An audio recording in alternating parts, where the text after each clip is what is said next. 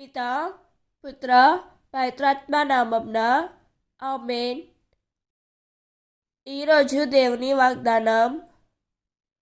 యూదయ దేశపు రాజగు హేరోదు కాలమున అబియా వర్గమునకు చెందిన జక్రయ అని యాజకుడొకడుండెను.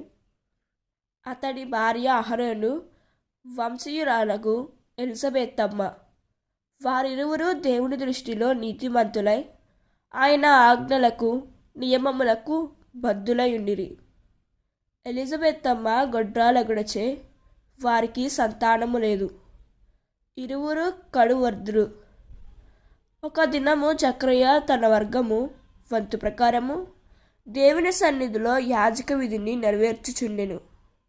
ఆనాటి యాజక సాంప్రదాయముసారంగా అతనికి దేవాలయములోనికి వెళ్ళి ధూపము వేయువంతు వచ్చెను. అతడు ధూపము వేయు సమయమున ప్రజలు వెలుపల ప్రార్థన చేయుచుండిరి. అప్పుడు ధూపపీఠమునకు కుడిపక్కన దేవదూత ప్రత్యక్షమాయెను. దేవదూతని గాంచి జక్రయ త్రొట్టుపడి భయపడెను. అప్పుడు దేవదూత అతనితో, జక్రయ, భయపడకుము, నీ ప్రార్థన ఆలకింపబడినది. నీ భార్య ఎలిజబెత్తమ్మ ఒక కుమారుని కనెను. అతనికి యోహాను అని పేరు పెట్టుము. నీవు ఆనందముతో ఉప్పొంగెదవు.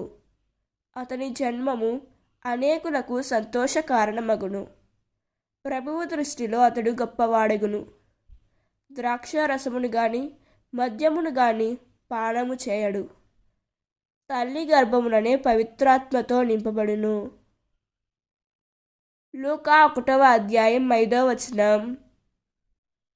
ఈ వాక్యం మనకు ఏం చెబుతున్నదంటే, దేవుని దృష్టిలో నీతిగా జీవించిన జక్రయ ఎలిజబెత్తమ్మకు ఆలస్యమైన నిరాకరణ కాదు. మన ప్రార్థనలు మౌనంగా ఉన్నట్లు అనిపించినా దేవుని సమయం వచ్చినప్పుడు అద్భుతం జరుగుతుంది. గొడ్రాల జీవితాల నుంచే దేవుడు తన యోజనను ప్రారంభిస్తాడు.